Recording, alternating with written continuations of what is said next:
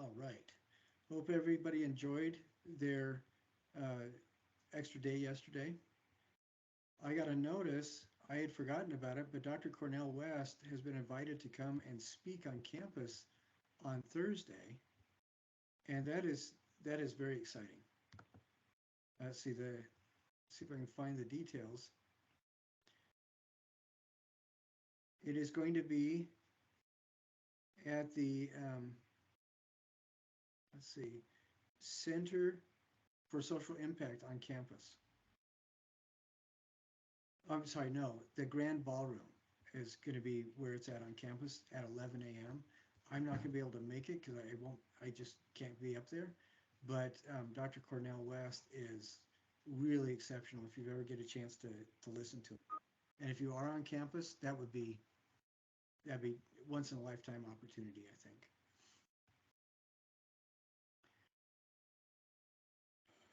Right, today, as we get going, there are a couple things that I really want to cover and address, and a couple things that I wanted to say about people. I have been grading stuff, and so far I've been really impressed with how people are doing, like on the quizzes and things. I think for those of you who are here and have taken the quizzes, you can really kind of tell where there's a couple ringers, can't you? One of the ringers is what are the two extremes of material use, and there are a couple other ones too. Let's see.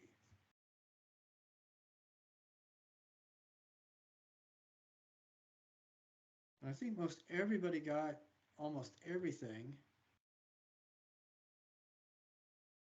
and I just wanted to go over two or three, well, three of the questions, I think, if that's all right with you guys. The first one is, what are a couple reasons why artists need to consider their audience?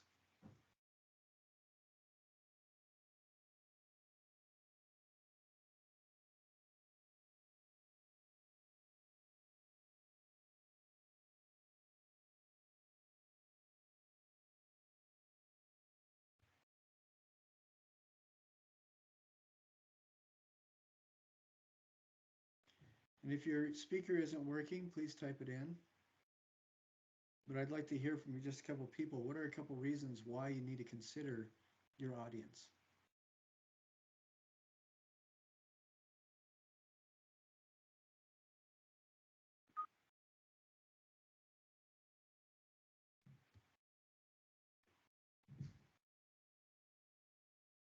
That is interesting. Okay.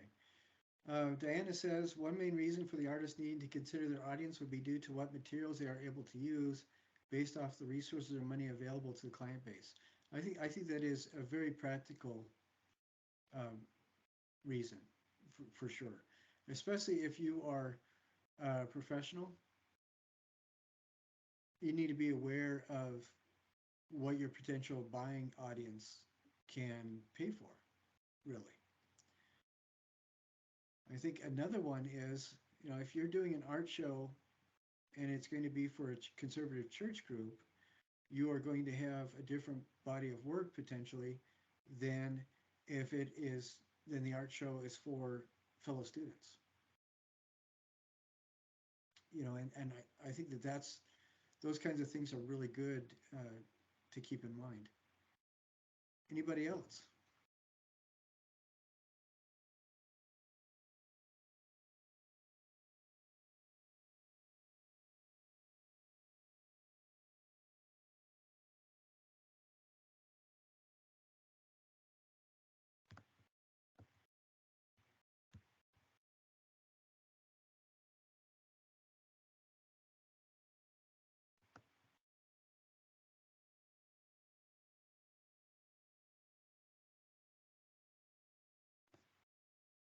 Can somebody else respond to that? What would be a good reason to consider your audience?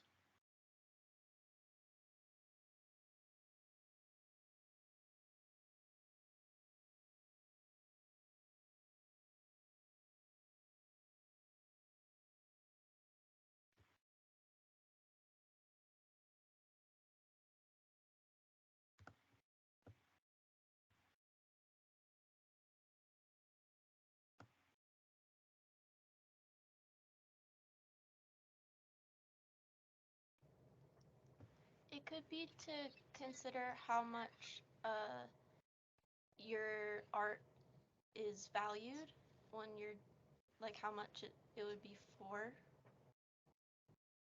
Yeah, I think that's a really valid, that's a very valid reason. Absolutely. Any others?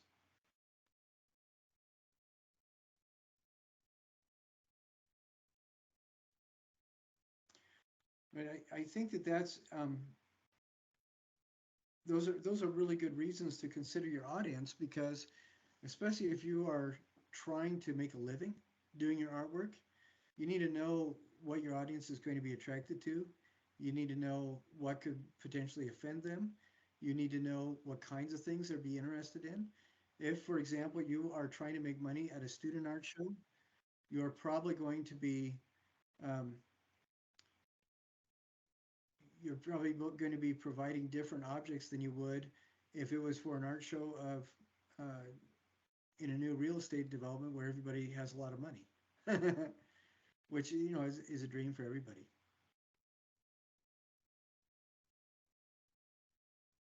And in the chat, somebody else said another good reason, considering your audience, would be that you're aware of what the community you're catering to, and what community you as an artist choose to surround yourself with. Yeah, absolutely. Um, there's going to be opportunities for you to show your art to people who are really conservative, and there's going to be opportunities to show your art with a community that is perhaps more expressive or open-minded. And it doesn't mean that one's worse or better than the other. It just means that they're different. And as you folks are um, engaged in sending pieces away to exhibits and shows and trying to get into different processes projects like that, it's a really good idea to consider. When I look at getting into a show, for example, I look at who's going to be on the jury panel, and I look at the community it's going to be in. Some shows, the Spring Salon and the religious art or the spiritual art show at Springville, I have pieces that will fit because I know who the jurors are. And other pieces, I think it would be a really bad idea to bring them in that year. And the next year, it's a lot better. So those are all really good reasons. One of the ringer questions is, what is the difference between fine arts and applied arts? And that the phrase is right out of the textbook, as well as material choice and sculptural works. What are the two extremes? If you guys, if you are taking the quiz or whatever and you don't get perfect points, I will usually make a note and say, well, refer to the text or read it again. And if I do that, all you have to do is either retake the quiz or submit the answer as a comment. And I, I don't know why, but on Canvas, even though I have everything set to tell me when comments are made, most of the time I never get notification when you do make a comment. So if you are adding to your quiz by making a comment in the area there on the assignment, please email me and tell me so I can go back and um, change your grade so it reflects what you've done.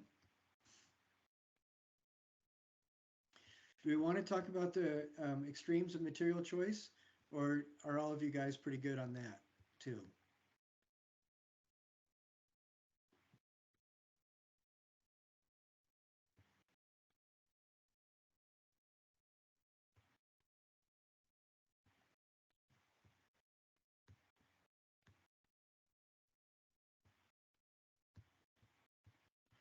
Another thing that I thought was really interesting on the quiz is the last question is 9 ways of involving the viewer. What are the 5 that are most interesting? And most people were able to find that in the text and refer to that when they gave their answer. And a few people did not find that, and they just did the best they could. If you got it wrong, just go back and look at the text again, and there will actually be a phrase in the text that says ways of involving the viewer. And there are 9 specific ones. If you have the physical book, those 9 ways are written as paragraph heads in heavier font style than the rest of it. So relatively easy to find. All right. So again, if you don't get a perfect score on the quiz, there's no reason not to go back and redo it, retake it, or add to your answers so you can get a perfect score. I don't have a problem with updating it. And I think I told you guys too last time, one of the assignments for every module is you read the textbook. Another assignment is you look at the background, which has like 5 to 8 artists that deal with whatever the subject is for that module. And then you write an artist review that is a review of some of the following the prompts that you're given of the artists that are within that module.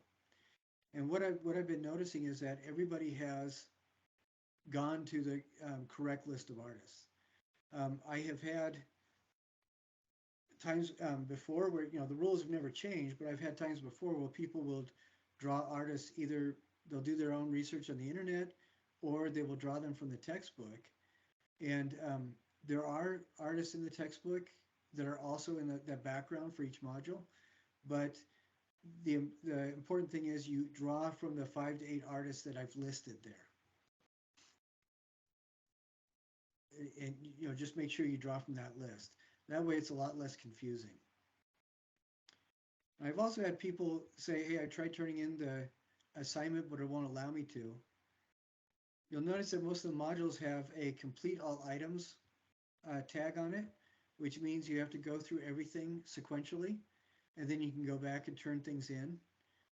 The reason I do that is I found that when people go through everything sequentially, they find it's an awful lot easier to complete the assignments.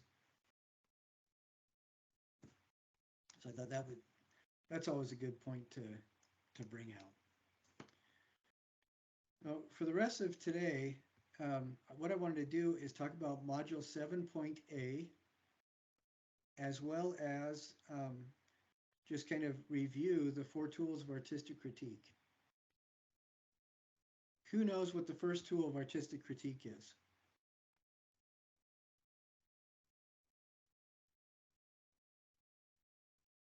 I'll give you a hint. It starts with a D. Describe. That's exactly right. Yes. And when you describe it, you're answering questions like how big is it? What are the relative dimensions? What does it appear to be made out of? What kinds of textures does it have? What kind of colors does it have? So yes, excellent. Very good, Camille. What is the second tool of artistic critique?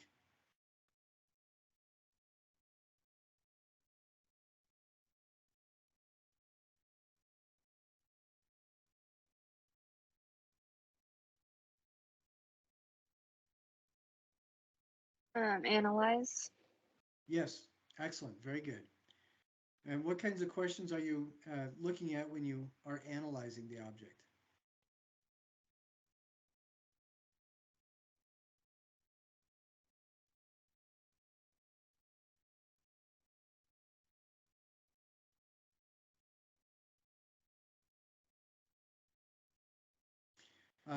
It looks like Diana says, how was it made? Yes, that's exactly right.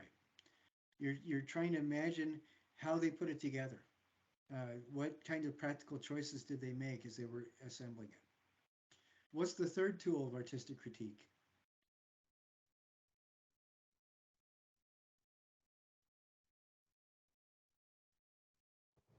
Interpretation.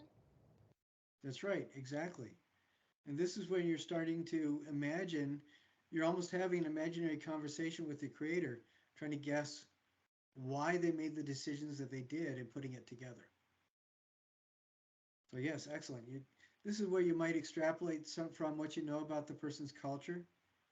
Maybe guess as to what kind of symbols they might be using, if they are using symbols. So yeah, excellent. What is the fourth tool of artistic critique?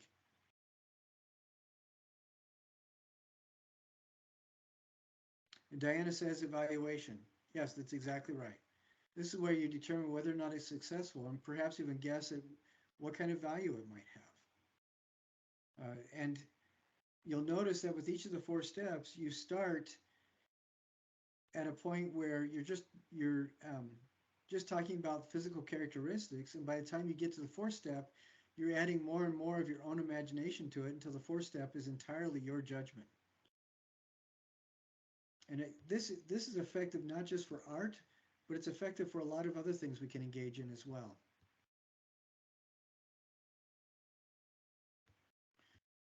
Now I am going to share my screen.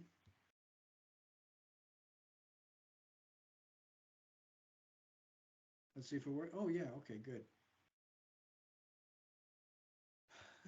In the artist research section, I used to have that in just one big thing, but there's a lot of stuff that goes into it.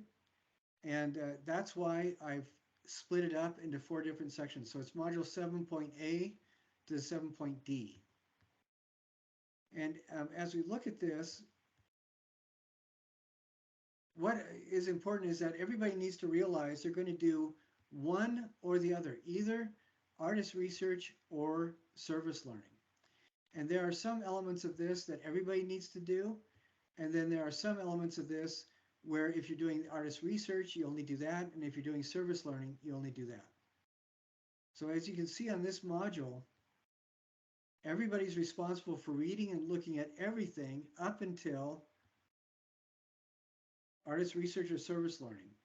Then the people that are going to be doing research only do the research option, and the people that are doing service learning only do the service learning option. So everybody's going to read this part. Everybody's going to look at the artist list and follow the directions there. Everybody's going to read the first do no harm. Everybody's going to watch the second disaster video. And then everybody needs to tell me if they're doing artist research or service learning. And I will go through this next weekend.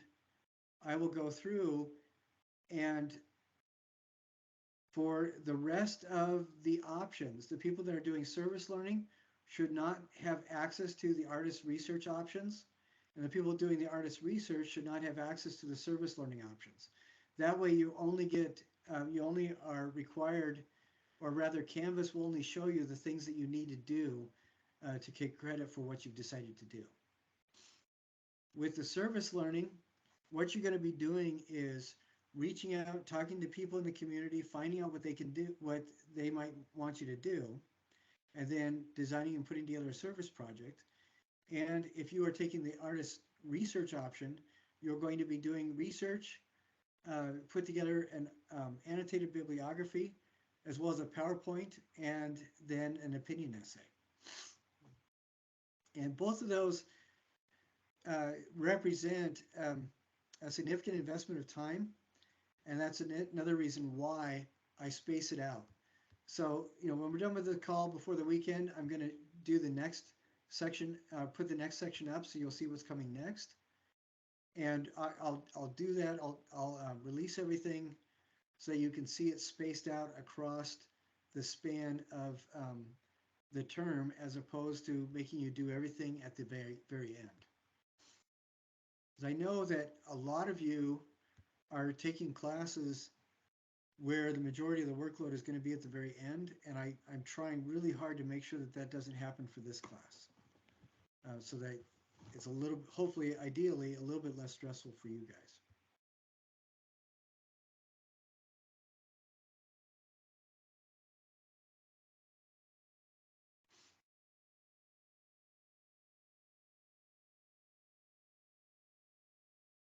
Now, one of the things about the artist research is that we do have a list of several artists to work from. And that's the list to draw from for doing your artist research. And before doing this, one of the things that I really think is important is to do kind of your own personal background assessment. And this is something that when you do this for yourself, you're never going to turn it into me. Notice that this says this list will not be turned in. You're going to just identify 10 different traits describing yourself, and you're never going to send that in. But what I would like you to do, what I challenge you to do, is as you go through that artist list, find somebody who's engaging, whose art that you enjoy, who is not like you, who is different. And that, whatever that means. Like most of you are rather young, and that might mean looking at artists that are in their 50s or older. Uh, if you're a boy person or a girl person, or you can find somebody who's different than you in that direction as well. Um, if you're born in the U.S., maybe you want to find somebody who was born in Greece. So that there's lots of different kinds of ways that you can address that, and you might even be able to find an artist that is unlike you in many different respects. And the reason why I want you to do that is just because it's something to keep in mind that just helps you as you look at the artist to really kind of examine the work that they do and try to find points of parallel or similarity, even though you're not like each other. And I found that over the years when we do this, people find somebody that they can engage with who's not like themselves, and they learn that there's an awful lot about that artist that they can engage with that resonates, even though they're not the same. Now, this artist list, it's 75 different artists, and they are from around the world. And I used to require that you look up all 75 artists and do this for all 75 artists. And that just that took a lot of time, and I don't think it's entirely necessary. So as you go through this, this is from Module 1, and you recognize these names that you already looked at because you already wrote about them in the short essay that you wrote. I think it's a 3-paragraph essay. From another module, you have another list of several artists. From this module, there's several others. And in each of those, notice it says just pick one. So maybe from this one, you get Thomas Allen. From this one, you get Alexander Calder or Ruth Asawa. I really like Ruth Asawa. I think she's pretty amazing. From Module 3, maybe you really like Barbara Hepworth. Module 4, Frank Gehry or Buckminster Fuller. He's kind of an entertaining person to learn about. Module 5, Module 6, one for each person again. And then pick 6 people from this list from the number 43 all the way down to 75. And on each of these artists, what you're going to do is type their name in. For example, Barbara Kruger space art. And you'll want to do this to find images, because what you'll do for each one of these is you'll write down the person's name, the artist's name. You'll write down a title of the artwork that you find online that you like, and then like 3 to 5 words describing it. For example, Andy Goldsworthy, one of his icicle sculptures, and then you say it just looks like icicles that he's broken and then refrozen to make loops. And that's about as far as it goes. And what the purpose of this exercise is primarily is just so that you have an initial contact with each of these, and then through that, hopefully you will find somebody that you can resonate with to do further artist research on. But whether or not you do the artist research or the service learning, everybody has to go through this and do this for 12 of the 75 artists. So everybody's going to do that.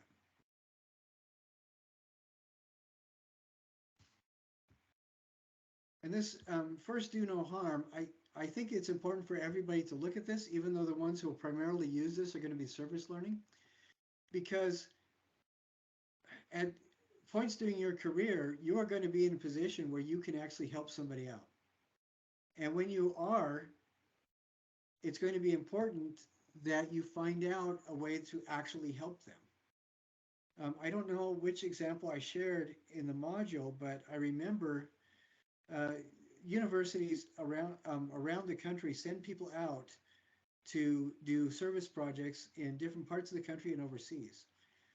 Several years ago, Brigham Young University sent engineering students to a village in Western Africa to find a service project and create something for the benefit of the village. And what they did is they realized that these people in the community did not have access to electricity. So the BYU engineering department created um, playground equipment for the kids to play on during the day that actually uh, filled up batteries, charged batteries, so that at nighttime the people in the community could have access to the electricity that was generated by playing on the playground equipment during the day. And about a year later, they sent students over to assess how things were going, if the village was doing better. And one of my friends who was in the engineering department said that what they discovered is that during the day, the men were making all the women, the grown-up women, play on the playground equipment. And it wasn't play, they were forced to labor on that and spin the things around so that the men could use the electricity to watch their TVs. And, completely defeating the point of the whole exercise. And that's why it's important as we move forward and you engage with communities to pay attention to what actually might be needed. And in the module, I also have a link to a video called The Second Disaster. And that video recounts how, in a lot of times, when people are engaged in trying to help communities, they will donate whatever they have left over that they think might help and just get rid of stuff out of hand, not really paying attention to the actual needs of the community. And in that video, it shows some footage of areas around the world where there was earthquake or tsunami damage, where people just donated willy-nilly clothing, and the clothing ended up being baled together tightly and then put on a beach and burned because there was no way for people to use it. And we're also talking about clothing in hot areas of the world where people are sending winter coats and galoshes, as well as incredibly impractical things like single shoes, and just rather sad. And and then it also talks. The video also talks to a young lady who, after a storm hit New York, she modeled a Target wedding registry program, and then started putting people's needs on that registry, so people around the country could go on her app and buy or donate exactly what was listed on the registry that some particular family needed. And I thought that is such a better way of doing it than sending out, used tea bags and old prom dresses, or used suits for church or whatever. Because a lot of communities really, that's not what they need. I see that 4 people have already submitted the artist research or service learning decision. So like I said, over this weekend, I will take care of that.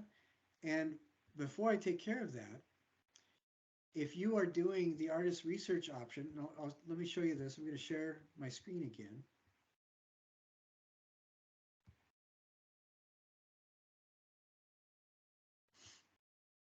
If you are doing the artist research option, you're going to put just like this, like what Megan filled out here. You're going to declare the name of the artist you're going to do research on, and then you're going to list 3 different traits that are different from you. And again, you're never going to share your list of 10 traits with me, but when you pick your artist, you're just going to list 3 traits, and that's it. And if you're doing service learning, you're not going to do that. And conversely, if you are doing research, you're not going to be doing the service learning option. For the service learning, what you're going to do is just write a few sentences. I think this is about 7 or 8 sentences. And you're just going to reflect on what that video was and how that is going to impact your decisions regarding your service learning. Now, for people who have not made up their mind as to what they want to do, I want to share with you that we've had all sorts of different projects doing this. We started this when the pandemic first hit. And one of the first service projects is that somebody did custom skateboards. She found a ma and pa restaurant that had almost died because of the pandemic. Nobody was going in, nobody was ordering food. So what she did, she already had a social media following because of her custom skateboards. So she designed a custom skateboard specifically to be put on display at the restaurant, used her social media impact to let everybody know about it. And the companies that she works with that she bought materials from to make the custom skateboards put information about the restaurant out on their social media outlets too. And within just a week or two, people actually started ordering food again from the restaurant and pretty much saved the company. Another example is somebody, again, during the pandemic, she worked with a school and a retirement community, and she just created a couple of short videos with different, she found out what the physical therapist needed for the retirement community, and she figured out what the teachers, she talked to the teachers and found out what the teachers needed for the school. And she just created several really short videos that walked through making some art projects. The videos for the retirement community were designed for people with arthritic hands to create some things to make their rooms more beautiful. And for the teacher, she found out from the teachers what kinds of art things they were doing to match their curriculum, and she created videos to help the kids in the classroom do those things. And then the third example I wanted to share with you is one person was having a real heck of a time because he would talk to somebody, they would talk back to him, they would have a conversation for a bit, and then the person would just disappear and stop responding. And he said that happened about 3 times, and he was getting close to the end of the semester and had no idea what to do because so far all of his time had been used up trying to contact people to find out what he could do for them for service. And we talked about it a little bit, and he was getting just really frustrated trying to work with some of the community nonprofit foundations. So he ended up looking around in his own neighborhood, and there was a gentleman in his neighborhood who was pretty much living at home by himself. He had chickens in the backyard, but the backyard was really in a bad state of affairs. So what this young man did was organized just a half afternoon cleanup project to clean up the guy's backyard, and then he made a really cool sculptural chicken coop out of donated and scrap lumber for the guy's chickens. And just an incredibly creative solution, but it beautified the neighborhood and it helped everybody to feel a lot more connected too. So there's lots of different kinds of things that can be done.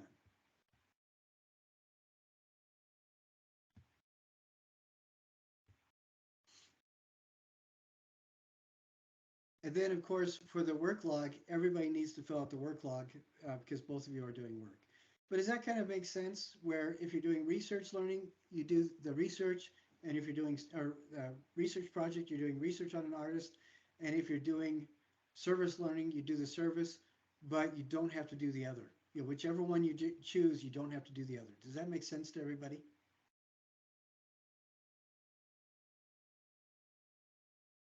All right, excellent.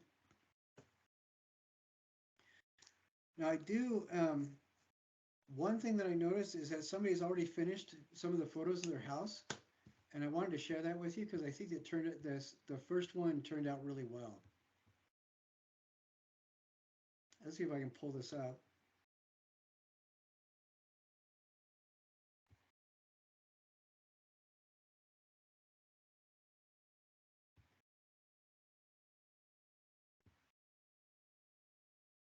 Oh, this is aggravating.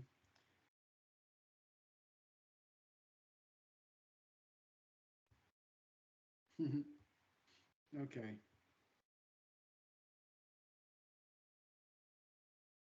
Sometimes Canvas will not allow me to open up a particular um, thing that I want to have open, and it just gets a little annoying.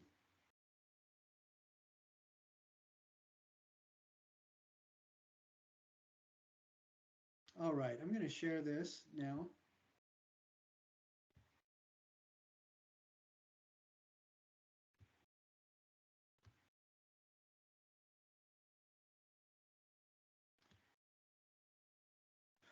See, this is the house that somebody made, and I think it turned out really interesting.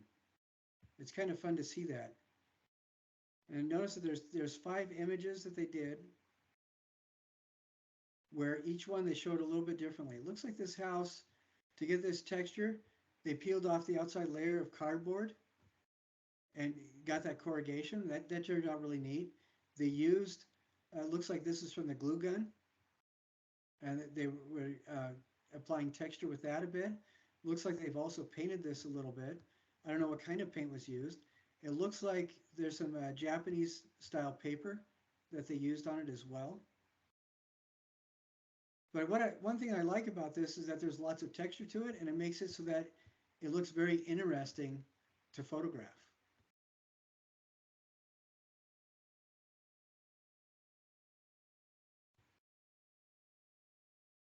So each view is different. We have different views of the house. We have close-ups.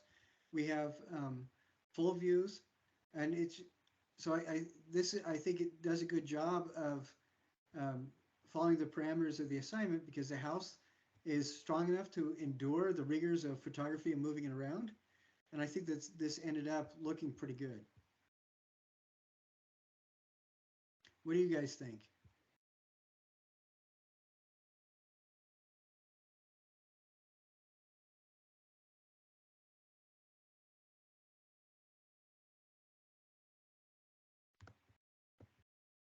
Did you guys see the images of the house? Yeah, Okay. What did you guys think about it? I really liked it. I liked how they put it in snow. Yeah, it makes it kind of interesting, doesn't it?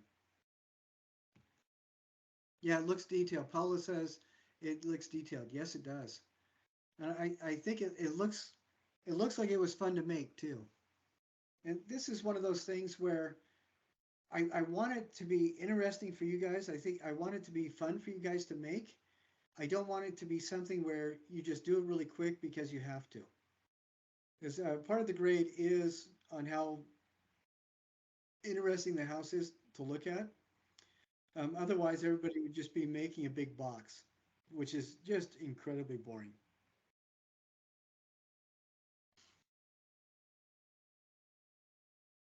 Oh, Diana says this is one of her favorite projects to make because she loves creating miniatures. It is. It should be fun. I hope it is. And this is an opportunity to just kind of engage your creativity in a way that is not the standard stereotypical artsy fartsy assignment you get working towards your degree. So and again, it only needs to be about the size of like a big softball, something like that, about 6 inches in the biggest dimension. It shouldn't be any much smaller than that. I have had people make houses that were smaller than a Matchbox car, and that really doesn't help because it's very hard to photograph that and get any detail. But when you add detail to it, when you have things like doorways that are open or window frames or different things like that, it makes it a lot more fun. You notice that some of those photos we looked at, uh, the artist took photos through the window frames, the miniature house. There's a photo looking in and a photo looking out, and that's always a lot more fun to watch or to look at.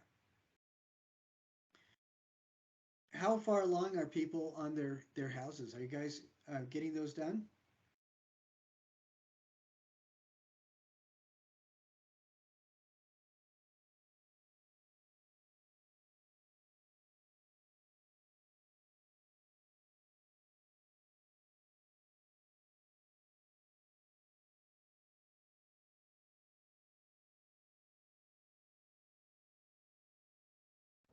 Are you I guys haven't getting your houses done? started. I'm sorry, Camille. I haven't started on mine yet. Well, I would there there's something that you could probably do in a single afternoon. So I would just set aside an afternoon and go ahead and take it, or build the house, and then over the weekend, think of some creative places you can set it. I have people, I've had students who have gone on trips and they've taken the house with them and photographed it in different places they've been to, as well as walk around in a park and set it up in different places. I think one of the less successful things I've seen is somebody just put it as they were standing up and took photos from 5 different points. And that really doesn't do an awful lot. I recommend taking photos at different times of day, close up, far away, and even some of the things that are really interesting is when you, for example, set up your camera in the refrigerator and put the house in the refrigerator in between the door and the camera, and then time your camera to take a photo or a string of photos as you open the door. And that's always a kind of an interesting effect. I've also had people take photos as their dog or toddler are attacking the house. And I think I mentioned last week, a couple of people have even burned their house and taken photos when it's burning. And I would heartily recommend you consider saving that for your last photo. But many times people will take a lot more photos than they need to, and then just send in the best 5, and that works really well. If you also wanted to do something where one of the photos you put through a couple of filters so it looks like it's a daguerreotype or a tintype, and it looks all scratchy and stuff like that, you can do that. Use a filter on one. Um, but I recommend just thinking creatively of different ways that you could take pictures and see if there's any way that you can enjoy it. You might even bring it with you to school and take it in different photos from different spots on campus. That would be one thing to do too. Jason Lanigan, who's head of the sculpture program, he has a church that he made that is actually quite a bit bigger. It's about a foot tall or 16 inches tall, and whenever he and his family go anywhere, he takes it with him. And he's gotten some really cool photos. Uh, like one of the things he did was on a trip to Arizona, he met up with he found some biker gang at a rest area, and he came out and he asked him, "Hey, I'm an art teacher. I made this. Would you guys mind posing with the church?" And they hammed it up, and they really had a good time. And he got some excellent photos with that. Having this miniature church being held up and celebrated by a really rough and tumble looking biker gang. So there's lots of creative ways of doing it. Well, are there any questions from anybody about any of the stuff that we talked about today?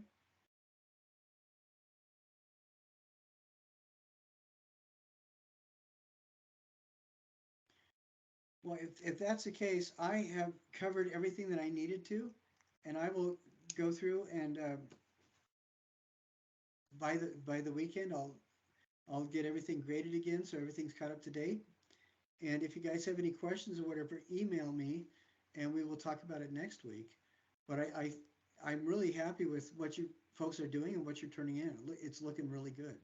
Again, anytime you don't get an absolutely perfect score, you can go through, reassess what I've written about it, and then resubmit so you can get more points. All right? So I hope everybody has a wonderful week and weekend, and I look forward. I'll say, what's that?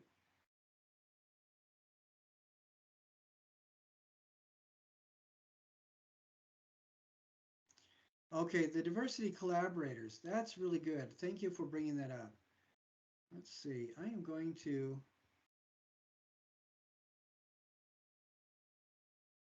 give me just a second as I look that up. I think what I'll do is talk about that next week. So I will change. Okay, let me change the due dates on these. So the introduction, go ahead and read that this week so we can talk about it next week. And I am going to be changing the class discussion due date right now so we can talk about it next time. With diversity collaborating, collaborators, one of the things that's important is being aware that difference is not a bad thing. I talked about several times that art is large enough for absolutely everybody. There's no reason to be jealous. There's no reason to put anything down. But also, not only is every voice important to listen to, but every voice is absolutely vital for the success of art as a whole. And thank you very much for asking that question, Diana. We will talk about it next week. And read through that assignment, look at the examples that I give, and then on Tuesday, we will talk about that. And hopefully, if anybody wants to do that now and turn it in before Sunday, I've changed the due date on it, so the due date is next Sunday.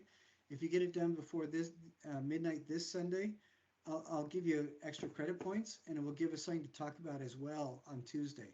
If you don't, it's not a big deal either, but we'll talk about it more. But essentially, let's see, with the diversity collaboration, I'm going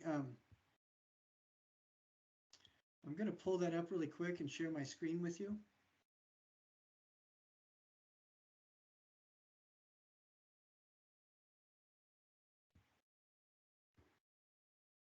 All right.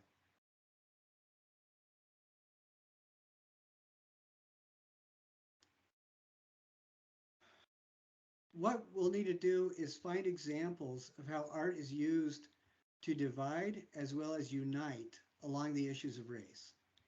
And the example that I found for dividing is, as you can see this is a manual that Soviet police were issued, a page from a manual Soviet police were issued for racial profiling from different groups of people that made the Soviet Union. And it was interesting to me because there's really not a lot of difference among these people, except for some have sinister eyebrows, some are bald, some, this guy has kind of a seedy mouth and little beady eyes. And it's interesting to me how they use that to show people this is what a criminal looks like. And I thought that was fascinating because, criminality is not directly linked to race expression. I mean, there are indicators on criminality that resonate very, very strongly within the realm of behavior. Because you're born in a specific area, or your skin happens to be one tone or a different tone, that does not mean that you're prone to criminality. And so I thought that this was an interesting profiling tool that the Soviet police were given. And then for an example of art being used to unite, I was talking about the Ottoman era. What is fascinating to me is that we look at different cultures around the world. When the cultures celebrate diversity and draw from people and encourage cross-pollination of ideas, the culture grows stronger. And you look at that with the Mughals in India, as they were drawing in from people and learning from people and creating an environment for free exchange of ideas. The government was pretty strong, and there was a lot of abundance in the society. And as the rulers pulled away from that and started dividing people, that's when the government drew closer to collapse. When I just think that that's interesting. But that's true for like the Romans, that's true for the Egyptians, that's true for the Ottomans, that's true for a lot of different groups of people. As they draw people in and learn from each other, the culture is strengthened. And so this was the Muslim rulers sending Christian members of the community to study art, to come back and paint icons for their own Christian churches, which you will not find in the worship space of a Muslim synagogue. No, sorry, not synagogue. Forgive me, a Muslim mosque. You won't find an icon, but you will find an icon in like an Armenian Christian church. So I thought that was really interesting. And then we'll record the discussion that we have as we talk about dividing and uniting.